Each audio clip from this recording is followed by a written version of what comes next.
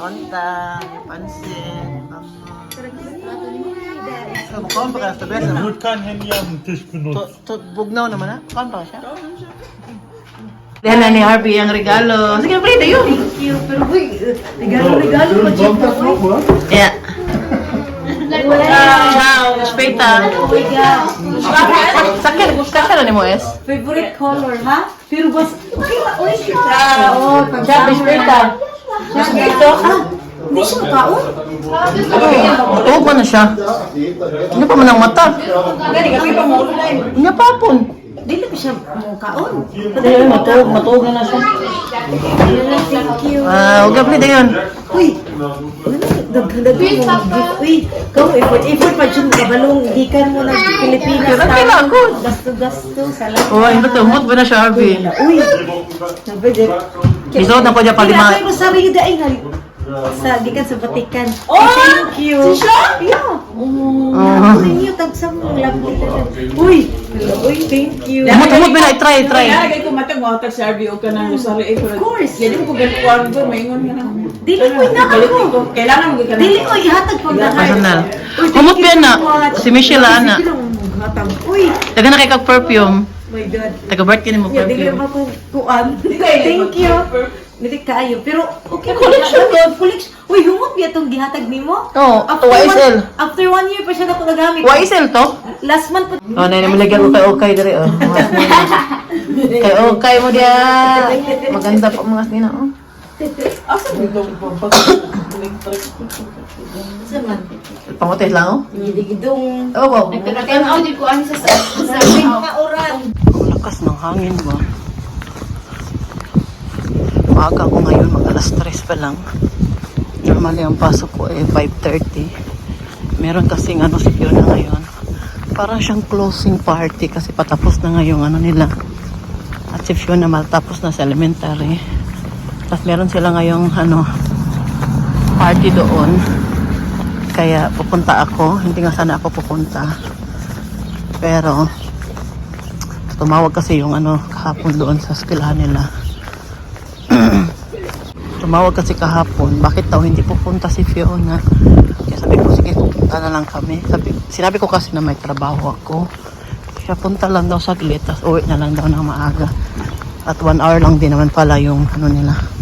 Matatapos siya ng alas 4:30. Yung pasok ko alas 5:30 pa naman.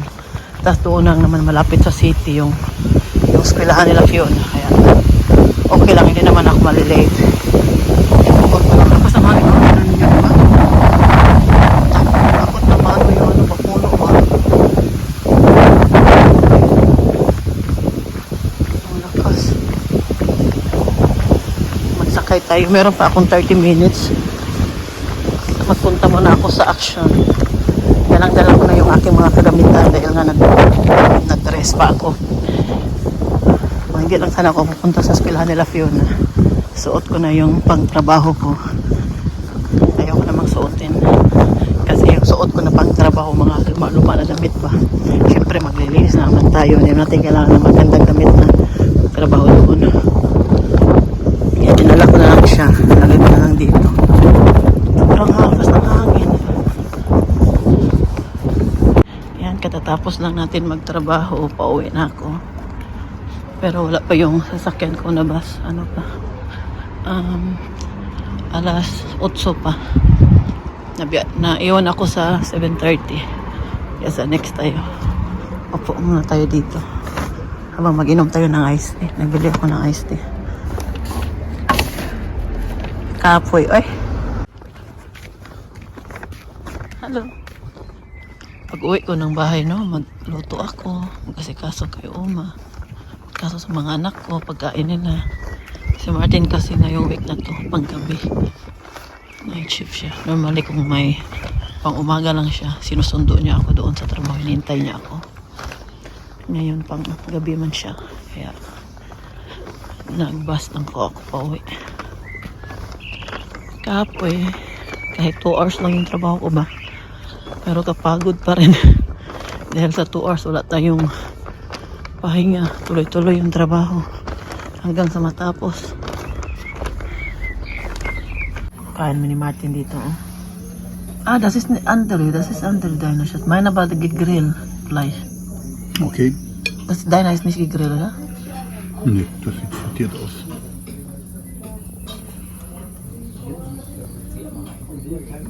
Kain.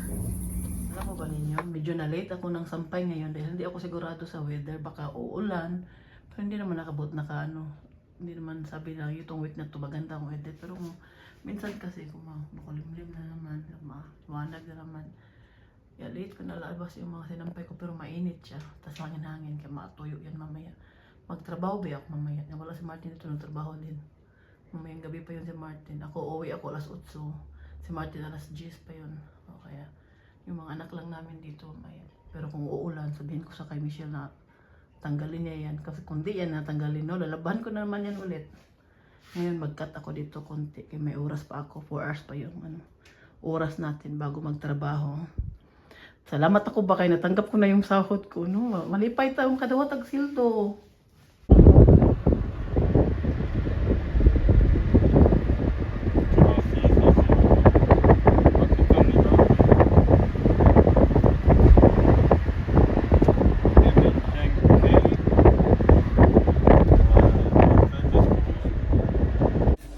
Ngayon, nasa bahay na kami. Magkwentuhan muna tayo sandali bago ko papakainin si Oma. Galing kasi kami kumain sa labas. Diba na sinabi ko na sa inyo, nagkwento ako sa inyo na nagpagupit ako sa Pinas. Ganito po kaiksi yung buhok ko. Kasi doon, mura. Dito magpagupit ka, 30 euro na yung babayaran mo kung mahaba yung buhok mo. Doon, 30 euro kasama na ang kinulayan yung buhok ko. Hindi naman siya masyadong, light, lang, hindi siya masyadong, kasabi ko sa kanya, wag yung masyadong, yung matabunan lang yung puti-puti kong buhok. Natabunan din naman siya. Dami ko kasi puti-puti buhok. Natabunan na. Kaya doon kasi sa Pilipinas, maraming pamahiin ba na bawal magpagupit, bawal pag nakaburol pa yung, isa sa mga pamilya natin na namatay. So, dapat katapos na ng libing, yun nga, tapos na ng libing namin nagawa magpagupit, magpa-clean, sa kila nagpalinis ng kuko. At doon na namin nagawa noong one day before na kami magbalik ng Germany. Kaya nagpapunta kami doon kasi kami mismo sa city na nagstay, malapit na sa amin. Yung pangalawang hotel na transfer kami. Doon na kami nagpagupit sa mall, doon sa Elizabeth Mall. Doon na kami nagpaayos ng buhok namin. Ako, si Rafaela, pati yung mama ko, at si Michelle nagpagupit lang. Si Michelle gusto niya sana magpakulay. Kaya lang, baka mahirapan yung mga doon kasi kapal ng buhok niya at ang itim. Sabi ko sa kanya, at wala na kami masyadong oras. Sabi ko, nakikiusap na ako sa anak ko na sa Pinas, sa Germany na lang. Bahala mahal, agwan tahon na lang. Tiisin na lang dahil doon wala po talaga kami masyadong oras at nagkasakit po kami doon sa Pinas. Ang nagkasakit una yung anak ko. Una nagkatrangkaso siya, makati yung lalamunan niya at sumunod yung sumakit yung tiyan niya. Sobrang sakit po talaga ng tiyan niya na sinisi na niya yung Jollibee. Kasi pangatlong araw ata namin sa Pinas na Jollibee yung kinain namin. Doon nag-start talking ang tiyan niya. Kaya yun yung last na kinain niya. Doon siya, Jollibee yung sinisi niya. Hindi doon siya kakain ng Jollibee. Sabi ko, hindi yung sa Jollibee, sa tubig yun na ininom namin. Kasi yung binili namin na tubig, yung mineral water lang ba na mabibili mo sa gilid-gilid ba na dapat yung distilled ba yung sabi na kapitbahay namin. Yung medyo mahal siya. Hindi ko naman alam na magkaproblema pala ang anak ko doon sa tubig. Kung hindi naman, ako sa awa ng Diyos, hindi ako nagka-problema doon. Hindi sumakit yung tiyan ko. Nagkatrangkaso lang talaga ako. Yun talaga yung nainisan ko sa lahat. Dahil ubo ako na ubo nung pabalik na kami ng Germany. Hanggang ngayon, nung inuubo pa ako. Paminsan-minsan lang ako nagkasakit, magkatrangkaso. Pag ako nagkatrangkaso, matagal mawala yung ubo ko. Pero ngayon, okay na naman siya.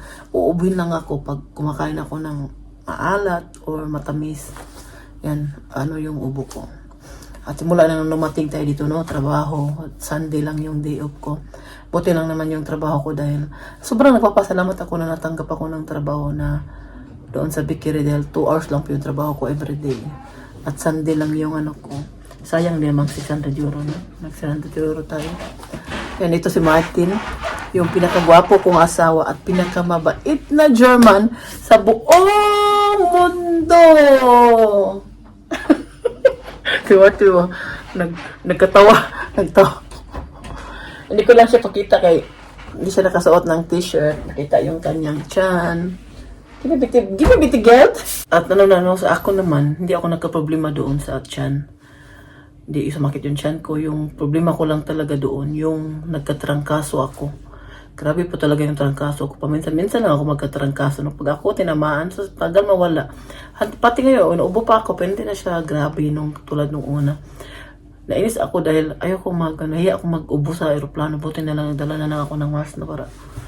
Kasi, maglagay tayong ubo doon. Alam naman din yung pag nasa economic, sikit-sikit yung mga upuan. Katabi ko naman yung anak ko at sila Kayla, pero kahit na maaya ka ba? At sobrang pagod talaga namin ng biyahe namin na papunta pa lang doon, walang tulog dahil nung araw bago namatay si Papa, hindi talaga nakatulog. Yun pa yung time na magsa-start sana ako sa trabaho. Salamat ako noon na natanggap ako sa trabaho ba dahil matagal ko na talaga gusto mag-mini job. Kahit ilang oras ka lang na magtrabaho tapos makatanggap ka ng 600 euro na sahod. 600 euro na sa mga 40,000 na bayan sa peso, no? Sayang din naman, tas 2 hours lang magtrabaho. Ngayon, nung bumalik ako galing Pinas,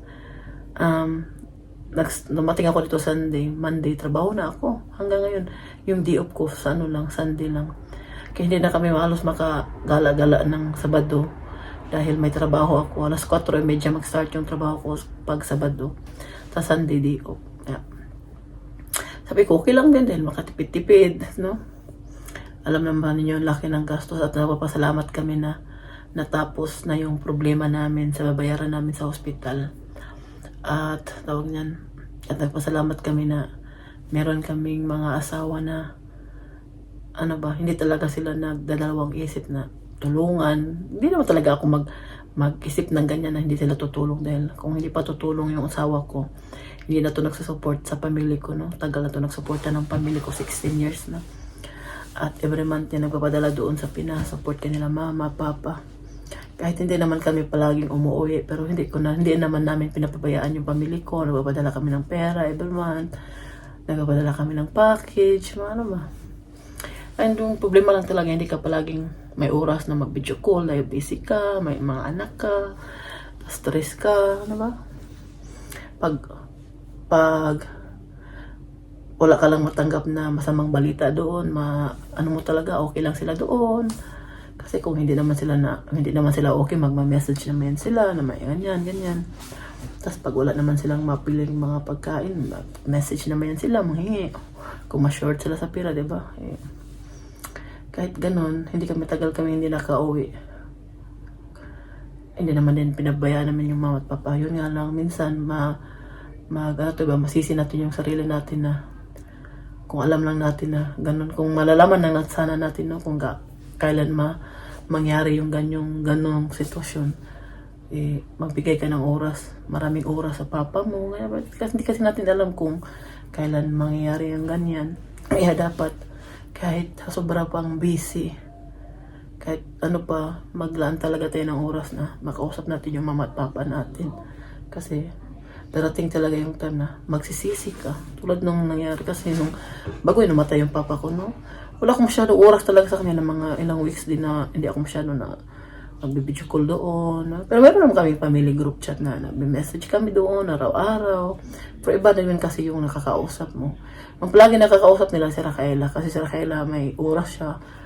Hindi pa man siya nag-aaral nung time yun. Bago lang siya nag-start nung German language niya nung last month lang din. Kaya may oras siya. Kaya yun, mahirap. Kaya dapat talaga na kahit sobrang busy pa natin, kahit sandaling tawag lang. Kaya ngayon halos palagi nag-video call. Basta may oras lang. At alam naman po ninyo, marami akong ginagawa dito. Kung alam lang nyo kung gaano ko stress dito, marami akong trabaho. Lalo na ngayon yung summer. Yung isa talaga yung pinakainisan ko na trabaho ko nung summer, yung garden namin. Yan talaga yung isa sa pinakain. Bago kami nagbiyahe ng Pinas, papunta Pinas, naglinis ako ng garden. Yung pagbalik ko, parang daruhan na, ang haba na ng mga damo. Naglinis na naman ako. At medyo ako ba nung umuwi kami, wala siya may masyado oras doon. Di man lang kami nagka-pasyal-pasyal. Yung pasyal na, mag-enjoy ka muna. Wala yung problema mo. Kapasyal kami nung sa seaside lang, sa SM Seaside, namili ng pasalubong. Napunta kami ng galeriya, sa SM, sa yung lumang SM sa Cebu. Sa Ayala, napunta din kami. Mga ganyan, mga mall lang. Tapos may bibilhin lang. Punta agad doon sa amin dahil punta sa ano ni Papa. Sobrang busy talaga namin. Wala kami, maraming mga imbitasyon, may mga pamilya namin nag-invite, doon, invite kami ng dinner. Hindi talaga namin magawa kay, alam naman yung uwi namin doon, hindi naman bakasyon yung uwi namin doon. No? Umuwi naman kami doon dahil may nangyari kay Papa. At nagpapasalamat kami dahil natapos na kami sa problema namin, sa babayaran namin sa ospital. At nung nandun pa kasi kami sa Pinas, hindi kasi namin binayaran muna yung balance dahil inasikaso kasi ng kapatid kong lalaki mga government assistant, mga tulong ang galing sa government para naman tinak para naman makatipid-tipid kami, maka-discount kami dahil ang laki po ng bill talaga namin. Kasali na ang doktor doon, mga 700 plus na. Tapos bago si Rafaela nagpadala pa doon, bago kami umuwi ng Pinas, si Rafaela nagpadala doon ng 130,000. So nasa mga 900 na, tas yung funeral pa, yung kabaong. So abot talaga million kung kwentahin lahat, tas yung ticket. Hindi pa kasama yung ticket namin doon sa aeroplano. Alaki talaga ng gastos. Kahit sabihin mo pa no na mag-ipon ka kung may emergency, pero once na complicated yung sakit mo, katulad doon sa nangyari sa papa ko, maubos talaga yung ipon mo. Porque lang siguro kung milyonarya ka, maubos talaga yung ipon mo. Tapos, hindi naman porket nagpa-private ka para private ka, no? Private ka dahil gusto mo maasikaso agad yung pasyente mo. Gusto mo na ano yung, kasi meron na kami dalawang experience sa pamilya namin na namatay sa public hospital. At hindi maganda yung na-experience namin doon. Kaya ayaw namin na mangyari yun sa iba pang parte ng pamilya namin, no? Kaya hindi namin dinala doon yung papa namin. Dahil ayaw namin na mangyari yun sa kanya. Kaya kahit sa private siya, hindi naman namin nakalain na ma-stroke pala yung papa ko. Dahil hindi naman doon talaga nag-start yung naramdaman niya. Nag-start naman yung sa sakit ng paa niya. Kaya yun ang plano ng Diyos, wala tayong magagawa, tanggapin, kahit masakit. Lahat naman ng tao mapupunta talaga doon. At ano lang, hindi naman mawala agad yung sakit, no? Pero alam naman din, darating din yan. At balik tayo sa sa babayaran sa ospital. Yun nga, hindi namin binayaran agad dahil nasikaso ng kapatid ko. Marami siyang pinuntahan. Yung kapatid kong lalaki na pumunta dito sa Germany, siya nag-asikaso lahat. Siya talaga yung nagporsigido na siya mag-process lahat. Kaya naawa nga ako sa kanya dahil may trabaho pa yun. Ilang weeks na nag-leave, no? Tapos wala matanggap na sahod. Kaya sabi ko sa kanya, sabi ni Mike Arkela, ibigyan na lang namin siya ng konting pera siya ba kasi kawawa din. At siya nag-process, punta siya sa DSWD, punta siya sa CHAM, sa PCSO, yun sa mga malapit doon sa amin. Basta may nakuha din siyang mga tulong yun na bawas-bawasan din yung mga bayarin namin. At nabawasan pa yung PhilHealth. At nabawasan pa ng senior citizen. Kaya yung mga nabayaran namin, hindi ko na makwenta, basta nabawas-bawasan naman siya. Meron kasi nag-comment doon sa Facebook page ko noon na kung si Martin lang at sa Tobias ang nagbagi. At syempre sila lang dalawa, sino magbayad, wala naman kami trabaho ni Raquela na kaya ng bayaran. Hindi naman, at ano naman sila, alam naman nila yung sitwasyon na wala naman talaga kasi alam naman nila ng dalawa na sila nga nag-support. Si Raquela kasi sa Tobias nagsusupport din yan sa mama at papa ko every month yan sila nagbabadala. Kaya yun, napapasalamat kami dahil zero balance na kami. Binigyan lang kasi kami ng isang buwan na sa hospital. Yung pulmonary note ba yun? Tama yung pagkabanggit ko. Yeah, binigyan na kami ng isang buwan at yun nung July. Nung katapusan ng June. Kasi natapos na yung pinuntahan ng mga kapatid ko, Napasalamat kami at medyo nakakuha din naman siya ng tulong At nung before natapos ang June, binayaran namin hospital kasi para matapos na kami, wala na kaming iisipin. At yun nga, yung ano na lang. At kanina 40 days na ni Papa. Pwede na nila mabisita sa sementeryo. Alam naman sa atin may pamahini na bawal pa mabisitahin pag wala pang 40 days. Kaya hindi din namin ginawa kasi yan din talaga yung nasanayan namin. At pwede na nila mabisita. Dala naman kami ng pera para panghanda, konting halo-halo. Hindi naman bonggang handaan. Konti lang na may makain sila, sasalo sila doon, pamilya, mga kapitbahay namin. Tapos, ano pa, tawag yan. Yun. I-process na lang ni Mama yung burial ni Papa, yung pension ni Papa para malipat sa kanya. Ang problema naman namin ngayon, yung mama ko hindi naka-register, walang birth certificate. Sabi ko, paano ka nakasal noon kung wala kang birth certificate? Noon pala pwede, alam na, wag siguro may kilala, no? Yung matagal na panahon na yun. Tapos, wala talaga siyang birth certificate, kaya palit, register siya dahil yung pension ni Papa, kailangan kasi ng birth certificate niya. Kung wala siya noon, hindi niya, sayang din naman, no? Laking tulong na yun sa kanila yung patanggap na pension ni Papa. Tapos yung burial pa, tapos na ano pa. Yun na yung pinaprocess nila ngayon na naman yung gastusan namin ni Rafaela. Buti na lang talaga no, na nangyari yan ba na dalawa na kaming nag-support sa pamilya namin. Kami ni Rafaela. Salamat kami na may asawa kaming mababait dahil kung ano lang, no? Kung sa public lang yun dinala yung papa ko, hindi yun umabot ng 2 weeks. Sabi ko po sa inyo, hindi yun umabot ng 2 weeks. Yun nga, ano lang, darating din time na kanina umiyak na naman ako.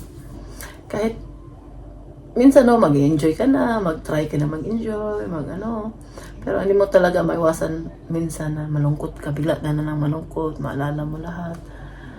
At tawag niya yan. Kasi nung bago pa lang nag-birthday yung papa ko, saya pa niya, binigyan ko pa siya ng birthday gift niya. Ano na talaga, kahit maliit na halaga lang pera, malaking bagay na yan sa kanya, matutuwa na yan siya dahil may pambili na siya ng snacks, kung may magpunta doon magtinda ng saging or biko, bili yan siya.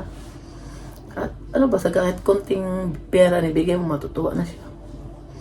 Kaya marami pa akong plano para sa kanila yung mga pa. Hindi pa, kung para sa akin, hindi pa talaga ako nakabawi sa lahat ng sakripisyo nila noong kami pa yung mga bata pa. Hindi pa talaga ako marami pa akong plano para sa kanila. Iba ang plano ng Panginoon, di ba? Hindi naman natin hawak yung buhay natin. Kaya ano na lang, ganun talaga, tanggapin na lang mga nangyari. At sobrang proud ko sa asawa ko ba na nakaya niya siya mag-isa dito. Sobrang proud ko po talaga kay Martin na nakaya niya alagaan si Uman, siya lang mag-isa. Alam naman po niyo, hindi madali mag-alaga ng matanda. At hindi ba yan sanay si Martin na siya lang mag-isa kay Uma.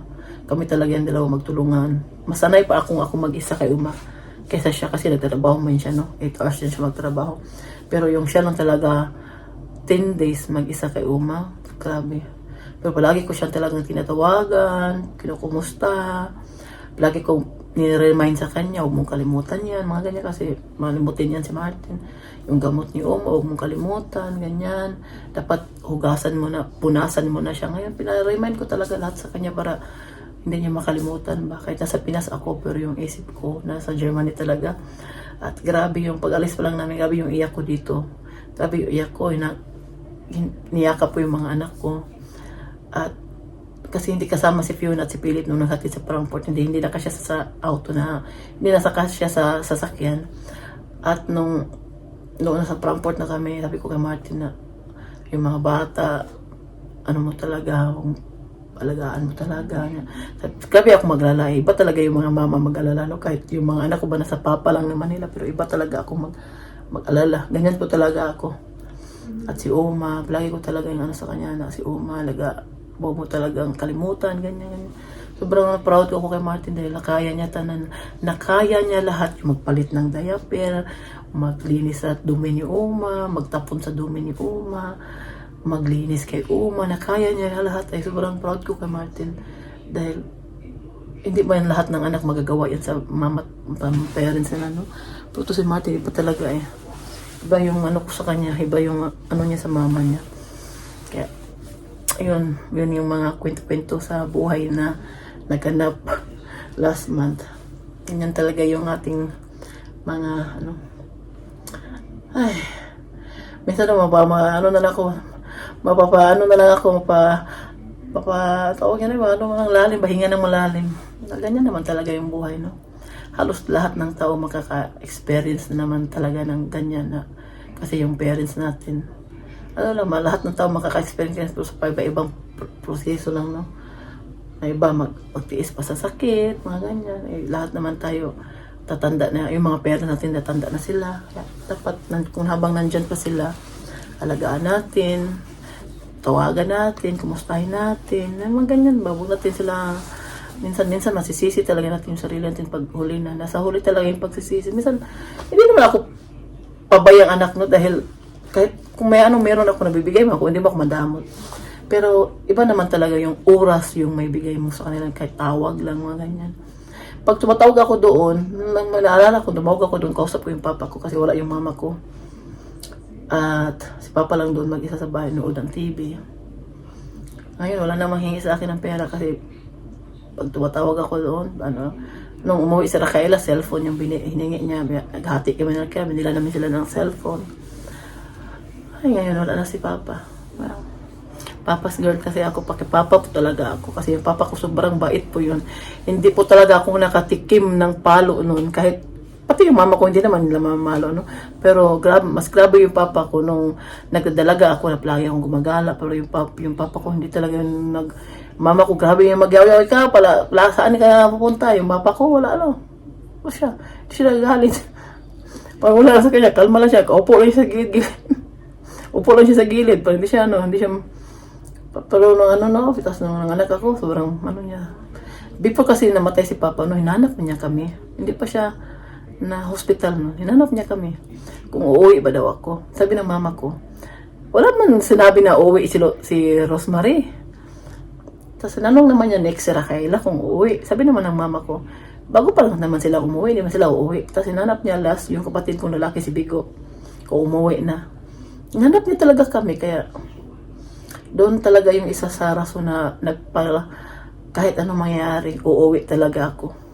Umuwi talaga ako. Sabi ni Martin, huwag kang mag-alala dito, kakayanin ko lahat, basta ikaw umuwi ka doon. Kaya sa huling last na lang yan, makita mo yung papa mo. Kaya pinuwi ako, kahit sobrang hindi madali yung sitwasyon, naiwan ko yung pamilya ko dito, pero gano'n naman talaga, no? Pag nasa ibang bansa ka na, nag-asawa ka na, hindi talaga, hindi ka basta makauwi. Lalo na sariling pamilya ka nang lalo sabi mo, kahit sabi mo pa, dami kang pera pamasay, pero pag may trabaho ka dito sa Germany, hindi ka basta-basta, makauwi ka lang pag may bakasyon ka sa work mo, o bakasyon ng mga anak mo, hindi ka basta-basta maiwan yung anak mo dito, no? Lalo na pag hindi pa sila 18, bawal biyam sila iwan. Ganyan. Pero si Michelle, hindi siya masyadong nag-enjoy doon. Bago lang kami natin, nag-enjoy siya doon. After nun, hindi na masyadong nag-enjoy dahil nagkasakit na. Hanggang sa uwi kami sa Germany, sa Hong Kong. Umuwi kami dito Sunday, June 14. Sakit pa niya, pero after mga gabi-gabi na noon din nawala na yung sakit. Sa tubig lang talaga yun siya nagka-problema doon. Sa tubig ko lang talaga siya yun yung ko ba, yung tubig. Kaya yun yung sa kanya.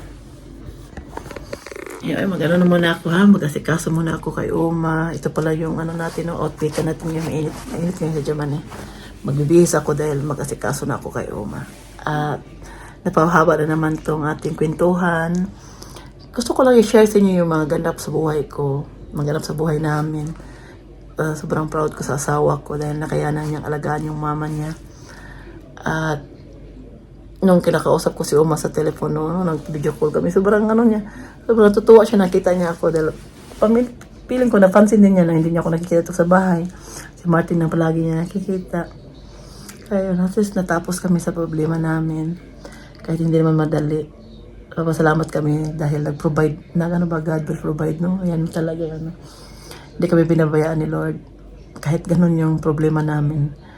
Nandiyan ang Panginoon na tinutulungan kami. May mga tao na tutulong sa amin. Kaya, pasalamat din ako sa mga kaibigan natin sa Germany, si Harvey, si Oli, at si Lovely, sa mga binigay nila. At pati yung sa tita ko, si Tita Annabelle, si Tita Bibing, yung kapatid ng papa ko na nandito. Nabigay din sila ng pera. Malaking tulong na yun sa amin. Salamat ako sa mga binigay nila.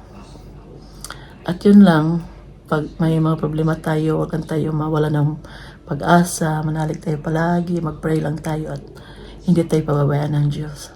Yan lang yung ano ko sa inyo. Dahil alam lang po ninyo, no? Hindi madali yung problema namin na nangyari sa amin nung last month. Dahil nagbabayad kami ng malaki, sobrang malaking bill sa hospital, tapos namatay yung pasyente namin. Kaya minsan ginakalimutan mo na dandahan yung mga hindi talaga madali nakalimutan. Yan lang. At ano lang ako. Yun lang yung share ko sa inyo. Pasensya na kayo at medyo mababa na naman tong ating sa susunod na vlog, hindi na tayo mag-uusap ng mga ganyan, mga problema. Hindi na naman natin maaalala. Kahit hindi madali, kalimutan. Pero, ay, yun. Tinan niyo yung aking hinga na naman ng malalim. Yung mata ko, na naman yung luha ko, pero pinipigilan ko lang. At yun nga, mag-aasikaso muna ako kay Uma. At maraming salamat sa inyong panonood at sa walang sawang suporta po sa akin, sa amin, yung pamilya ko, sa mga palaging panonood ninyo sa amin kahit wala naman masyadong nangyari dito, no? Mga babalik-balik na yung pinapakita ko, pero nandyan pa rin kayo. Salamat po talaga ako sa inyong lahat. Maraming salamat po. Bye-bye. Ciao.